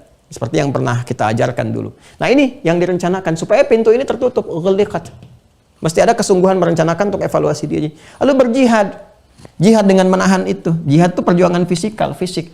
Jadi kalau ada tayangan yang tak bagus saat Ramadan, jangan dilihat tuh perjuangan mata, jihad mata di situ. Ya, saat sahur, orang sahur istighfar kok. Sahur tuh disuruh istighfar. Kok bisa tayangan TV-nya tayangan maksiat? Tayangan mencela orang, kata-kata kotor. Anda tuh lagi istighfar, kenapa bikin tayangan yang buruk? Ya, dan ditonton lagi. Nah, ini bermasalah tuh. Jadi kita berikan dua nasihat langsung. Ya, ini juga kita berikan gambaran. Kadang-kadang kan kalau produser misalnya di program tertentu di TV itu karena belum tahu ilmunya, taunya rating aja. Rating tuh. Patokannya rating. Sehingga kadang-kadang nggak mikir dosa. Ya harusnya dilihat tuh rating dosanya berapa tuh. Rating dosanya tuh. Ya kalau dia insan beriman harus memahami ini. Jangan cuma ngejar dunia, meninggal. Bisa jadi dia begitu bagus, terus mau gajian meninggal tuh. Ya, jadi dunia yang nggak dapat, dosanya dibawa tuh. Bisa begitu, hati-hati. Ya, karena itu kalau nanti saat Ramadan ada yang belum paham, terus menampilkan karakteristik yang buruk, waktunya istighfar, waktu sahar, di tayangan buruk, maka berjuang, jangan tonton, matikan TV-nya. Istighfar, buka tayangan lain yang lebih bermanfaat. Ya, buka Adidat Official, waktu sahur. Ya, ada tayangan-tayangan supaya nyuruh istighfar, nyuruh dekat dengan Allah, dan itu yang dicari. Nah, itu jihadnya. Ya, jihad lisan, jangan bicara yang kotor-kotor, dan sebagainya. Lisan tahan. Nah, inilah menutup pintu neraka ini. Lalu mujahadah, perjuangan mengendalikan diri, mengendalikan emosi. Ini ada babnya sendiri, yang ini tazkiyatun nafas babnya. Ya, kadang-kadang kita udah pengen ke masjid, hati masih bergolak, kan? Ada yang lain yang difikirkan, ada macam-macam. Nah, ini yang menjaga stabilitas. Jadi kalau kita udah punya rencana, dieksekusi dengan perjuangan fisik dan mampu mengendalikan emosi, wah, tinggal sabar menjalani. Wa ya'lamus sabirin. Sabar jalani, insya Allah diberikan oleh Allah petunjuk untuk memudahkan mengatasi berbagai persoalan. Nah, ini teman-teman sekalian. Nah, jadi gambaran ini ketika di sini digambarkan dengan tasydid, memberikan kesan harus ada motivasi 2 kali lipat untuk menyiapkan diri kita, ukur diri kita. Ini pendekatan yang kedua ya. Ukur diri kita, introspeksi. Kenali betul ma'rifatul insan. Kenali diri kita nih, apa yang salah, apa kebiasaan yang kurang baik. Betulkan. Ramadan momennya. Karena secara fitrah tertahan peluang-peluang buruk, ditutup pintu neraka, artinya tertahan peluang-peluang buruk, tapi ikhtiarnya nanti kembali kepada kita. Allah berikan hukum ikhtiar, ini hukumnya untuk kamu, lakukan. Ya, aku sudah tutup nih pintunya, peluangnya ditutup, tapi ikhtiarnya kamu menutupnya dengan begini, jauhi maksiat, renungkan ini. Allah kasih hukumnya. Dengan keadilan Allah, kan harus adil Allah. Ya. Nah, nanti dibuka oleh Allah peluang untuk memaafkan, membebaskan dari kungkungan neraka, dari ancaman neraka. Kadang orang terlihat kan, oh buruknya buruk banget nih, kayaknya udah jadi ahli neraka. Hukuman manusia, pandangan manusia. Ya kan, persepsi manusia, tapi belum tentu. Allah membuka dengan keadilan. Hukumnya berlaku sepanjang nyawa belum sampai kerongkongan, masih ada peluang tobat untuk balik. Ya, siapa tahu tiba-tiba dia tobat, nangis, sujud, husnul khatimah, meninggal misalnya pada saat dia bertobat. Ya kan, itu bisa saja terjadi. Rahmat Allah begitu luas, jangan dibatasi dengan persepsi manusia. Nah, itu quotes hari ini. Rahmat Allah begitu luas, jangan dibatasi dengan persepsi manusia. Ya, bikin status ya. ini ya gambarannya teman-teman sekalian. Nah, ini kita baru ke sini nih. Nah, sekarang baik dari pemahaman tekstual ataupun kontekstual yang semuanya mengacu pada kesimpulan yang serupa. Pintu neraka itu ditutup, ya, dan Allah Subhanahu wa taala memberikan ikhtiar kepada manusia untuk mengoreksi dirinya sehingga menutup peluang-peluang pintu neraka dimasuki, ya, lewat sifat korektifnya untuk menjauhi perbuatan maksiat dan menahan dari berbagai perbuatan yang salah. Kembali kepada redaksi tadi, ya baghi syarri aqsir. Nah, kemudian kita kenali apa sih pintu-pintunya itu? Ya kan? Pintu-pintunya itu bagaimana gitu? Sebenarnya rumus cepatnya mudah teman-teman sekalian. Ya, mudah kalau kita ngambil, ini rumus cepat ya, rumus cepat di dalam Al-Qur'an nih untuk memahami segala hal dengan cepat. Jadi ini konsepsi dasarnya, setelah itu tinggal detailnya. Jadi di Quran surah 51 Adz-Dzariyat ayat 49. Itu diantara konsepsi dasar untuk memudahkan memahami sesuatu. Sudah, Quran surah 51 Adz-Dzariyat ayat 49. Di paling kiri, di mushaf standar agak ke bawah sedikit. Wa min kulli syai'in khalaqna zawjaini la'allakum tadhakkarun. Dan segala hal, kata Allah, dengan keagunganku, kami ciptakan segala hal itu berpasangan. Supaya kalian sadar, hanya aku, kata Allah, yang tidak punya pasangan. Nah, jadi di sini Allah ingin memberikan kesan tauhid yang pertama, seluruh sifat yang melekat pada Tuhan tidak boleh sama dengan makhluk. Khalik itu harus beda. Ya, totally different, 100% different, itu kan? Dengan siapa? Dengan makhluk. Jadi nggak boleh sama. Kalau ada keserupaan, ya makhluk berpotensi jadi Tuhan. Kan logikanya begitu, ya kan? Nah, jadi harus beda sama sekali. Jadi kalau manusia itu cenderung berpasangan, dan segala yang terkait dengan hukum-hukum berpasangan, misalnya dilahirkan, melahirkan, itu kan sintesa yang terkait dengan sifat-sifat keberpasangan. Jadi ada tesa, ada antitesa, tengahnya kan sintesa. Ya, ada aksi, ada reaksi, ada sebab, ada akibat, ada musabib, ada musabab, ada sebab. Itu kalau belajar ilmu mantik sedikit ya. Nah, jadi baik itu sifat berpasangan atau hukum-hukum turunan dari keberpasangan itu, melahirkan, dilahirkan, hubungan seksual dan sebagainya.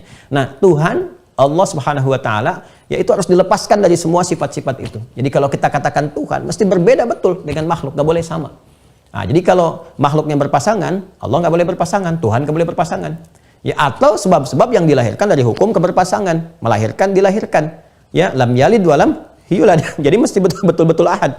Lam yalid walam yulad. Jadi nggak boleh ada Tuhan berpasangan atau dilahirkan dari hasil keberpasangan atau dari hasil kelahiran atau melahirkan, itu nggak boleh. Ya, kenapa? Karena sifat dilahirkan itu sifat manusia, melahirkan itu manusia. Maka Tuhan nggak boleh sama. Jadi kalau Tuhan dari produk kelahiran, berarti ada peluang-peluang lain yang dilahirkan bisa dipertuhankan. Ya, dan itu nanti kontradiktif, ya kontradiktif dengan sifat ketuhanan. Itu kita bahas di bab akidah. Yaitu dari tinjauan tauhid. Tinjauan aspek yang lain, di aspek keilmuan, mau ditarik kemudian kita dalam kehidupan, konteks kehidupan kita secara makhluk ya, dan nanti dibawa ke aspek ilmiah, kita bisa terapkan juga hukum ini. Ya, dalam kehidupan kita bisa lihat ada laki-laki, ada perempuan, ada siang, ada malam, ada besar, ada kecil. Dipasangkan itu untuk memberikan kesan keagungan dan warna harmoni dalam berkehidupan, ya kan? Nah, tinjauan ilmiahnya ini jadi dasar untuk memahami sesuatu, dasar untuk memahami sesuatu. Kalau kita ingin lihat pendalaman pada sesuatu, salah satu trik cepatnya, bahkan ini disifati dalam kaidah-kaidah ilmiah, cari lawannya, cari pasangannya. Kalau Anda ingin tahu sesuatu yang baik, cari sifat buruk. Nah, lawannya itu pasti baik. Ya, baik. Dusta itu jelek kan? Lawannya apa? Jujur. Nah, yang baik itu yang jujurnya.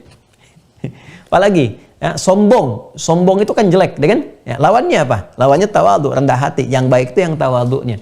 Jadi yang sombong dijauhi, kan? Yang tawadhu itu yang diambil, yang dilakukan dalam kehidupan. Sama persis. Kalau kita ingin mengetahui, ya, ini nih, bagaimana bisa meningkatkan amal saleh supaya meningkat, maka lawannya harus ditekan supaya tidak muncul, ya kan?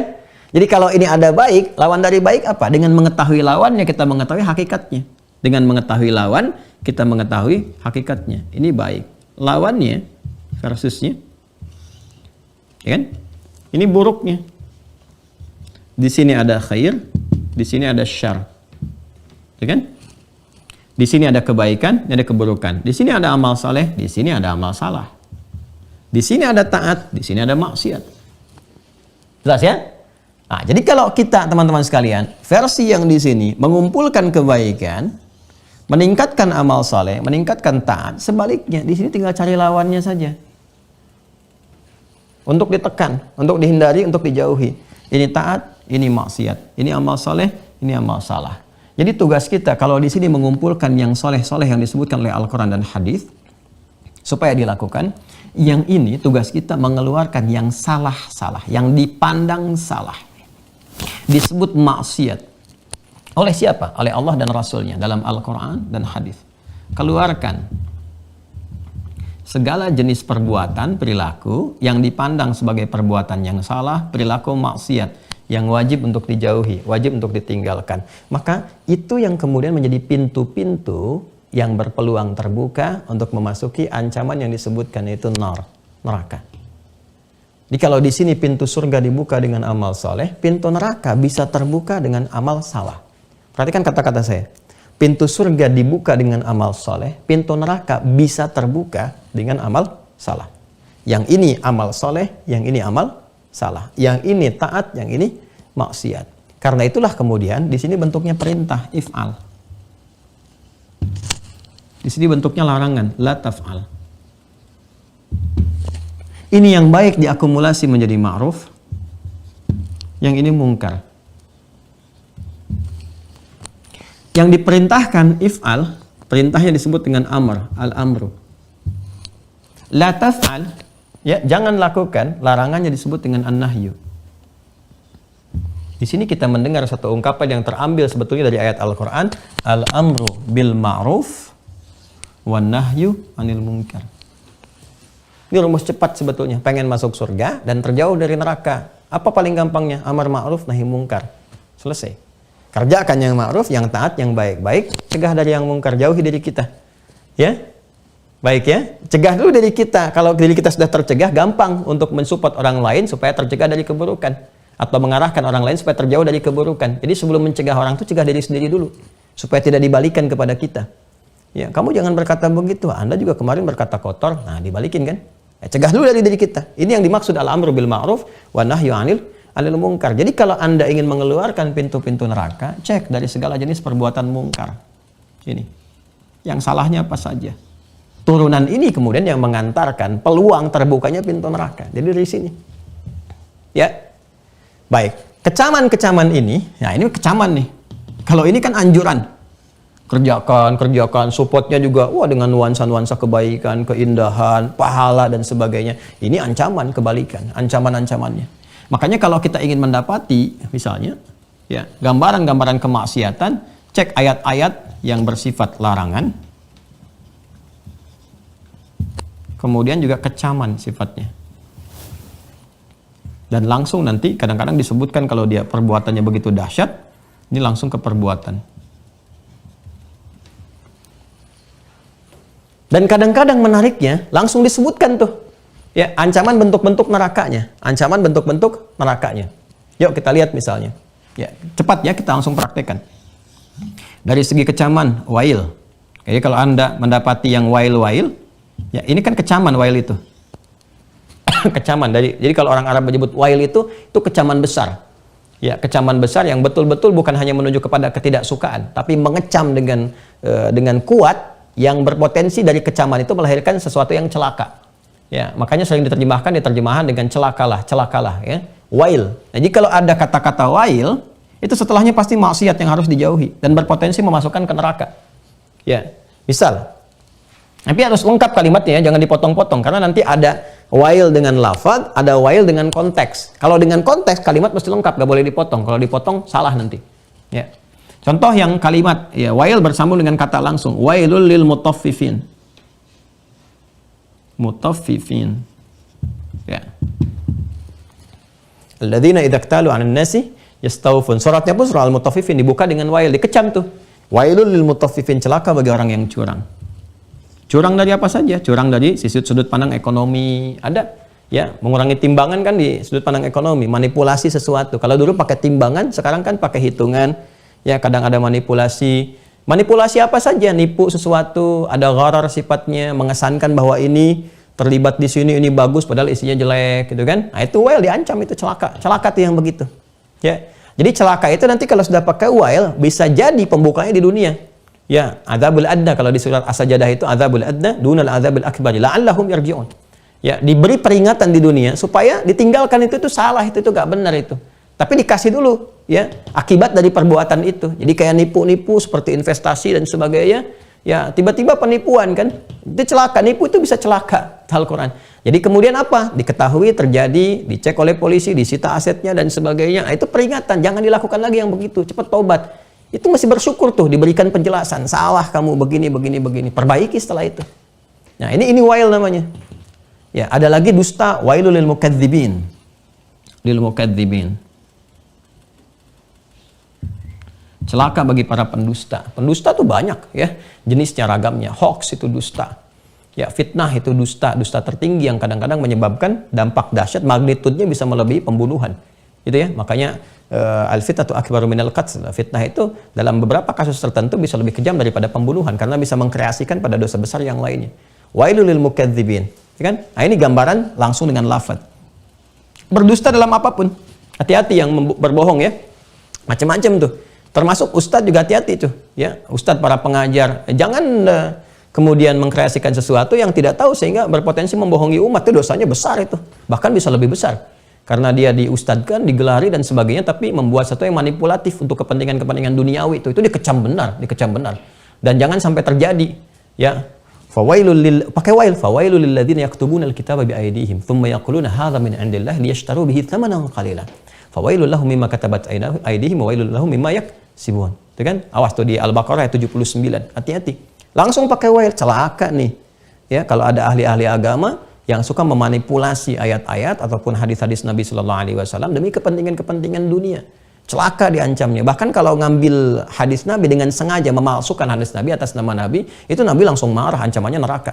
Falyatabawwa maq'adahu minan nar.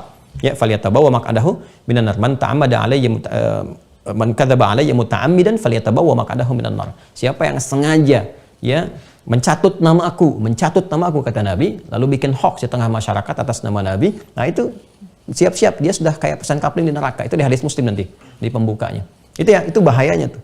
Makanya ulama, ustadz itu pun terancam supaya menjaga, supaya benar, supaya fatwanya benar, bimbing umat benar, jangan salah gitu kan. Nah, sama level-level itu ke bawahnya juga ada potensi-potensi salah, ini dikecam oleh Al-Qur'an. Ya, bukan hanya ustadz, bukan hanya ulama, nanti yang punya kedudukan, punya jabatan. Itu juga kalau misalnya berdusta, ya, kemudian juga terbiasa bahkan dengan itu atau manipulasi sesuatu, itu besar juga hukumannya. Besar itu. Dan kroni-kroni yang memberikan masukan-masukan, kan itu kan di kisah Firaun tuh seperti itu. Ada jabatan tapi dapat masukan yang salah, itu sampai dengan aktor intelektualnya itu kemudian diancam oleh Al-Qur'an. Ya, sama ke seluruh aktivitas, pedagang, pelaku ekonomi dan sebagainya, kan? Masyarakat yang biasa yang bikin-bikin hoax itu dosanya besar itu dan berpotensi jariah kalau dikerjakan dengan salah, menggerakkan orang pada yang salah, itu dosanya nanti terakumulasi, bisa mendapatkan bagian dari itu. Makanya hati-hati, ini terancam nih. Jadi di dunia juga ada ancaman dengan pendahuluan, di akhirat kalau dia nggak tobat, maka ini jadi bahaya besar. Ini wail. Nanti ada wail yang diikat dengan konteks, nggak boleh berdiri sendiri. Seperti fawailul lil musallin, celaka orang yang sholat. Nah, itu nggak berdiri sendiri, ada konteksnya, terusin. Ya, kalau sampai situ nanti Anda salah paham. Ustadz, bagaimana makna ini? Nah, ini masuk yang kedua, mana konteks. Fawailul lil musallin, siapa musallin di sini? Teruskan, alladzina hum an salatihim sahun. Alladzina hum an salatihim sahun. Alladzina hum yura'un. Ini dia. Alladzina hum yura'un wa yamna'un al-ma'un. Ya kan? Celaka orang yang sholat. Nah, siapa? Yang manipulatif dalam sholatnya. Yang sholat itu hanya kamuflase saja. Jadi dia bukan sholat beneran. Sholatnya cuma kamuflase, pura-pura sholat. Gitu. Apa tujuan sholatnya? Ini yura'un, buat pencitraan. Jadi terlihat seperti sholat saja, supaya dilihat oleh orang, oh ini soleh juga, oh ini muslim juga, ini baik juga, gitu kan? Terlihat kadang-kadang pakai perangkat seperti orang sholat. Ya udah tahu itu pakaian sholat dipakai juga. Padahal sebetulnya jangankan sholat, ya iman juga tidak misalnya kan. Tapi karena ingin dapat simpati, dapat pencitraan, nah ini berpotensi celaka. Ya, artinya terancam. Yang seperti itu tuh nggak bagus kata Quran. Tampil apa adanya aja. Ya kalau memang nggak beriman, tuh kan, atau belum beriman, sudah tampil apa adanya. Seperti itu, jangan ada kamuflase. Jadi Quran tuh nggak menyenangi sesuatu yang tidak jujur, yang tidak baik. Apalagi sudah beriman. Kalau sudah beriman, sholat ya sholat. Jangan sholat karena ada orang, ada kepentingan dan sebagainya. Nah ini dicela nih. Ya, dan kecelakaan pertama itu muncul dari celaan orang. Jadi kalau ini aneh ya, orang berbuat buruk udah pasti dicela. Tapi kalau Anda terlihat ibadah dicela, berarti ada yang salah. Ada yang salah itu. Ya. Anda kan sedang ibadah, kok bisa sholat, bukannya respon baik yang diterima, malah celaan yang muncul. Kok bisa? Kenapa? Kata Al-Quran, coba evaluasi, mungkin ada yang keliru. Ini jangan dihubungkan dengan kasus-kasus tertentu ya, atau yang nampak dalam dinamika kehidupan kita, tidak. Ini dasar yang pasti terjadi. Jadi Al-Quran tuh nyampaikan supaya nggak terjadi. Jadi saya tuh dalam rangka menyampaikan, jangan terjadi yang begini. Di Quran disebutkan, kalau Quran sebutkan pasti nyata terjadi. Nah, kita bagi insan beriman jauhi ini. Awas ya, dan saya juga ingatkan nih, jangan sampai dipotong-potong video, lalu ini kan mau musim-musim pemilu nih, kan? Ya, jadi hati-hati nih ya teman-teman, saya juga ingatkan, saya tidak pernah mengizinkan, awas nih ya, video-video itu dipotong dengan narasi-narasi tertentu. Ya, dengan tujuan apapun tidak. Kalau mau, rujuk langsung aja ke channel resminya, supaya dapat konteks yang utuh. Ya, itu yang langsung dari saya ya. Jadi saya juga lihat nih, sekarang udah mulai muncul ternak-ternak channel nih, di YouTube itu. Mohon maaf kalau kata-katanya juga harus saya sesuaikan, karena banyak itu. Ya, dan itu saya lihat ada persiapan-persiapan juga ke waktu-waktu tertentu. Jangan lakukan ya, itu tidak baik. Jangan lakukan. Ya, saya tolong sayangi dan jaga saya juga supaya saya konsisten untuk memberikan bimbingan. Jadi jangan ditarik-tarik ke wilayah-wilayah yang tidak ada hubungannya. Apalagi diadu-adukan dengan ini dan itu. Saya sangat tidak berkenan kalau saya dikasih thumbnail kemudian sampingnya perempuan atau nunjuk di versus ini versus itu. Nggak ada itu. Ya, dan dosa Anda membuat itu. Dosa, termasuk yang motong-motong juga bikin ini. Dan sekarang kreasinya banyak, ada yang karena takut kena ban di YouTube pakai audionya aja, atau ngambil video-video yang telah lama, kadang direkam di mana gitu kan. Hanya tujuan-tujuan dunia itu nggak baik lah, nggak baik. Kalau mau dirujuk saja. Kalau suasananya enak, tenang, di share-share itu enak gitu. Tapi sekarang suasananya kan berbeda gitu keadaannya. Ya, Nabi sudah ingatkan akan masuk masa-masa penuh manipulasi. Tadi itu pengantar pada tatanan dunia baru. Nanti kan baru seri pertama kan akhir zaman itu kita bahas. Ya, nanti kalau sudah masuk ke bagian kedua dan ketiga akan nyata terlihat bagaimana kita mesti menyikapi kehidupan. Dan itu butuh kebijakan. Ya, butuh kebijakan. Bukan dalam konteks menempatkan larangan untuk membatasi, bukan, tapi untuk mencegah dari keburukan yang lebih besar. Itu ya. Nah, supaya diarahkan. Kalau benar-benar niat baik kan ada prosesnya, ada kelolanya gitu. Kan kita senang semua kebaikan itu tersebar itu senang. Tapi kondisi saat ini ada kondisi-kondisi yang kita mesti bijak melihat sesuatu. Ini ya teman-teman ya. Balik lagi ke sini. Nah, ini ada kadang ungkapan dengan wail menuju kepada kecaman. Nah, ada yang sifatnya larangan. Nah, ini jelas langsung menunjuk pada pintu nih. Larangan dari satu perbuatan. Misal, la taqrabuz zina. Wala taqrabuz zina innahu kana fahisha. Wala taqrabu az-zina. Kan? Wala taqrabuz zina. Jangan dekati zina. Zina. Ya. Atau langsung disebutkan perbuatannya, muncul kecamannya. Ya kan? Innamal khamru wal maisir wal azlam wal ansabu dan seterusnya sampai ditutup dengan kalimat rizsun min amali syaitani fajtanibuhu. Ini perbuatan buruk yang diprovokasi oleh setan. Itu seperti di Al-Maidah di ayat ke-90 itu. Ya, Al-Maidah ayat 90. Kalau mau diteruskan sampai 91-nya supaya kita mengerti. Ya, hati-hati. Innama yuridu syaitanu an yuqi'a bainakumul adawata wal baghdha. Setan itu pengennya kamu itu terus bertengkar, berselisih, memendam kemudian kemarahan, memendam pertengkaran, bara dan sebagainya. Jadi kalau ada yang dikondisikan sedang terus pengen orang ribut, pengen orang berperisi, pengen orang terpolarisasi, itu sedang diprovokasi oleh setan. Kita mesti sadar itu. Jadi kalau tahu fikihnya kita ngerti, oh ini yang benar, ini yang keliru, ini yang jauhi, ini yang ikuti. Ya, ini yang dilakukan. Nah, jadi ini teman-teman sekalian, kalau kita keluarkan misalnya ada zina, ya, ada misalnya peristiwa-peristiwa untuk menyakiti sampai menghilangkan nyawa, pembunuhan. Tuh. Ini misalnya kita temukan kalau kita buka di An-Nisa ya ayat 92 ini teman-teman sekalian. Tuh, sampai dengan ke bawahnya ditemukan bagaimana ancaman bagi dosa pembunuhan itu sampai dengan ditempatkan di neraka tanpa keluar ya. Wa may yaqtul mu'mina muta'ammidan fajaza'uhu jahannam khalidan fiha ghadiballahu alaihi wa la'anahu wa 'adda lahu 'adzaban 'azima. Orang yang sengaja merencanakan pembunuhan apalagi korbannya insan beriman ya, maka disiapkan fajaza'uhu jahannam, langsung sebutannya jahannam tuh, dan neraka tuh bagi dia. Khalidan fiha, kalau enggak taubat dia kekal di dalamnya. Ya, kemudian Allah murka kepadanya. 3 Allah murka. Udah disiapin neraka jahannam. Ya kan? Yang kedua kekal di dalamnya, ketiga Allah murka kepadanya, wala'anahu dilaknat dia, yang kelima wa'adalah wa'adzaban 'azima. Disiapkan siksa yang pedih. Biasanya kalau ancamannya semakin tinggi, maka dosanya semakin berat dan nanti nerakanya pun semakin dalam. Ini kita keluarin ya teman-teman sekalian, zina, pembunuhan. Jadi makanya ini fitrah. Coba lihat konstruksi hukum dalam hukum positif pun. Kalau ancamannya tinggi, berarti perbuatannya kan extraordinary crime. Sangat jahat, sangat berbahaya. Ya, coba kalau kasus narkoba ya kan di pesawat aja kalau saya dari luar negeri itu mau landing itu jelas peringatannya. Konsekuensinya bisa kematian. Artinya kan apa? Sangat berbahaya. Nah, ini juga ancamannya bisa kematian. Ya, bisa kematian, seumur hidup dan sebagai dihukum positif ya. Nah, ini kalau nggak taubat, ancaman akhiratnya nggak berhenti di dunia. Ancaman akhiratnya ini juga sangat berbahaya. Makanya dikecamnya tuh tinggi. Kalau ada kecaman itu, dampaknya pendahuluannya di dunia dan puncaknya di akhirat siksaannya. Ya, makanya ini kalau ada sudah seperti ini sudah kuat, jauhi ini. Nah, zina nih, ya, pembunuhan, pencurian, as-sariqu was-sariqatu faqtu aydiyahuma, kan?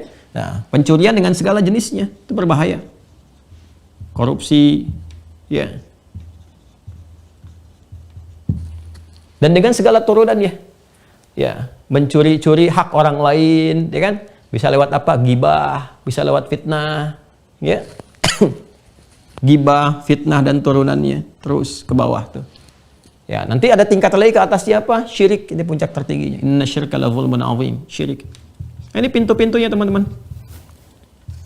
Pintu ini nanti yang digunakan oleh setan, pintu maksiat ini yang digunakan oleh setan untuk menyiapkan was-wasnya dengan langkah-langkah strategis. Jadi was-was setan, bisikan-bisikan itu bisikan yang dibangun oleh setan, itu nanti disusun strategi oleh setan. Apa strategi yang bisa menjadikan manusia terjebak pada perbuatan ini sehingga berpotensi peluang pintu-pintu neraka terbuka untuknya? Ya. Maka disusun strategi. Susunan strategi itu disebut khutwah namanya, khutwatun. Khutwah. Ya. Jadi ada khutwah, ada khutah. Kalau khutah itu strategi yang terumuskan, tertuliskan. Ya, makanya orang kalau bikin karya ilmiah, misalnya skripsi, tesis atau disertasi, dia bikin khutah. Khutah, yaitu kerangka penulisan, susunan yang rapi, rencananya bagaimana A sampai Z-nya. Kalau rencana itu akan dieksekusi, itu khutwah namanya. Jamaknya khutwat. Khutwat bentuk jamaknya. Jadi kalau planningnya bukan cuma A sampai B sampai C, tapi ada planning sampai Z, itu khutwat. Itu yang dimaksud Quran surah kedua, Al-Baqarah, ayat 168. Ya ayyuhan nasu kulu mimma fil ardi halalan tayyiban wa la tattabi'u khutuwatis syayatin. Fala tattabi'u khutuwatis syaitan. Innahu lakum aduwwum mubin. Innahu lakum aduwwum mubin. Ini khutuwat. Jadi langkah-langkah strategi setan itu disusun untuk memberikan waswas, mengarahkannya ke sini. Tujuannya apa? Buka pintu ini supaya terbuka. Ya, diajak untuk syirik, dibuat momentumnya, disiapin nih. Wah, ini musim-musim ini. Kalau musim-musim jabatan kemudian ditawarkan, maka mulai muncul tuh partner-partner dari setan tuh dibikin strateginya, datang konsultasi ke ini, kerjakan ini, nggak sadar berbuat syirik. Ya, lama-lama sholatnya nggak dilakukan, puasa nggak dilakukan, puasa pun diarahkan pada yang nggak benar, bukan puasa untuk ibadah, puasa untuk dapat kekebalan, puasa untuk dapat ini, untuk itu, jadi diarahkan betul kepada yang buruk. Sama. Ya, nanti dia lihat pintunya nih. Pintu apa nih yang maksiatnya bisa ke zina? Panah-panahnya dari apa dimasukkan? Panah-panah setan. Ke sini. Kadang-kadang nanti dari yang bahkan dari ibadah tuh bisa dipelesetkan. Yang penting muncul dulu kayak ini riya nih, alladzina hum yuraun. Kelihatannya dari salat kan? Salat aja dulu. Seperti salat, masuknya lewat pintu ibadah. Tapi ada riyanya. Infak riya, Al-Baqarah 264 itu dipakai pintunya oleh setan. Ya, jadi setan tuh mengkreasikan ini. Ya, yang diarahkan desainnya untuk bisa berpeluang membuka pintu ini lewat jalur kemungkaran. Nah, menariknya, semua jenis perbuatan ini ketika diancam dengan neraka, itu oleh Al-Quran langsung dirinci. Ini potensinya nanti akan begini, potensinya akan begini. Rincian ini yang menjelaskan tentang pintu-pintu neraka. Disebut langsung pintunya. Ya, dan dengan segala tingkatan-tingkatannya. Berapa jumlahnya? Ada 7. 1, 2, 3, 4, 5, 6, 7. Dan 7 ini nanti dimaknai dengan 2 hal. Betul-betul 7 pintu, itu pemaknaan pertama, gitu kan? Yang kedua dengan tingkatan, tingkat 1 sampai 7 yang paling bawah, sampai kerak nerakanya. Ya, dan nanti ada hadis-hadisnya. Ya, penjaganya itu diberikan oleh Allah kekuatan yang tingginya mencapai langit, kemudian ke bawahnya mencapai bumi. Maksudnya apa? Dari atas sampai ke bawah. Jadi menjaga semua makhluk yang masuk ke situ, nggak ada yang keluar. Nah, jadi 7 ini nanti ada yang dimaknai dari atas, makanya ada bagian atas neraka, nanti yang dihukum bagian atas. Seatas-atasnya neraka, nanti sifatnya ada di Quran. Sampai bagian bawah. Itu kan, jadi ketika ada yang dilempar, nanti masuk di bagian atas. Ada yang dilempar jatuh sampai bagian bawah. Siapa mereka? Gimana keadaannya? Nanti ada turunan. Ya, ada juga yang menyebutkan nanti pintu-pintunya itu ya seperti pintu surga 8, di pintu neraka itu 7. Ada yang masuk ke sini lempar, masuk ke sini lempar, sampai turunan ke bawah sesuai dengan kadar-kadar maksiatnya. Sekarang pertanyaannya, ini dari 7 ini apa saja? Nah, ini tugas kita untuk merinci, ya. Baik. Rinciannya besok baru kita bahas pada pembahasan berikutnya.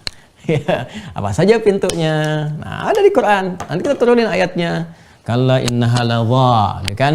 Ada nanti ashabus sa'ir. Ada apa lagi? Banyak, 7 pokoknya. Dan siapa itu golongan-golongan yang masuk ke situ? Nanti pembuat dosanya kita turunin untuk diturunkan itu supaya diketahui agar dijauhi. Ya, nanti kita kuatkan dengan hadis juga. Ya, saya sebenarnya sudah ada, tapi karena ini sudah penuh dan waktunya sudah habis, ya kita cukupkan dulu untuk pembahasan kali ini. Terima kasih. Saya simpulkan terlebih dahulu. Yang pertama, Ramadan ada momentum yang sangat penting, sangat istimewa. Pada saat itu fitrah kita digerakkan oleh Allah Subhanahu wa taala untuk dekat kepada amal saleh. Pada saat yang bersamaan pintu-pintu neraka ditutup, peluang-peluang kemaksiatan itu ditahan. Karena itulah kemudian Allah memberikan ikhtiar kepada kita jalan untuk bersemangat mengoreksi diri, menutup pintu-pintu maksiat yang berpeluang ya pada terbukanya pintu-pintu ancaman berupa neraka al-jahim. Nah, kemudian juga kita sudah bahas ancaman yang disampaikan dalam Al-Qur'an bisa berupa bentuk larangan. Ya, larangan langsung pada satu perbuatan yang harus ditinggalkan, itu yang disebut dengan nahi mungkar, dan dipasangkan kemudian dengan lawannya amar ma'ruf. Jadi kalau ada ungkapan amar ma'ruf nahi mungkar, secara singkatnya cepat kejar surga, jauhi neraka. Cepat taat, jauhi maksiat. Cepat beramal soleh, jauhi amal salah. Itu bahasa singkatnya demikian. Ya, kemudian kalau Anda ingin melihat hal-hal yang berpotensi mendekatkan kepada keburukan dengan ancaman neraka, lihat bentuk-bentuk formulasi di Al-Quran yang berupa larangan-larangan, ancaman-ancaman seperti kata wail tadi, seperti larangan-larangan, wala taqrabu, wala taqtulu, pakai la, itu sesuatu yang umumnya kita ketahui mesti dijauhi. Dan yang terakhir, tugas kita sekarang tinggal menghadirkan apa saja hal-hal yang besar yang utamanya bisa berpeluang cepat menjadikan pintu neraka itu terbuka dan harus kita hindari betul. Di situ ada 7 dengan bentuk ancamannya dari yang paling dasar sampai yang paling berbahaya. Itu yang mesti kita waspadai dan insya Allah akan diteruskan pada kajian berikutnya. Terima kasih untuk hari ini, semoga bermanfaat. Maafkan saya kalau ada hal yang kurang berkenan, itu kesalahan saya pribadi. Kalau ada yang keliru mohon dimaafkan, dan semoga Allah mengampuni dan semoga Allah memuliakan kita semuanya. Bila ada yang benar dari Allah dan Rasulnya, silahkan diamalkan dan semoga Allah meridhai apa yang telah kita kerjakan itu. Allahumma taqabbal minna innaka antas sami'ul alim wa tub 'alaina innaka antat tawwabur rahim. Allahumma rabbana atina fid dunya hasanah wa fil akhirati hasanah wa qina adzabannar. Allahumma ij'alna minal mustaqimin fil a'malis salihah.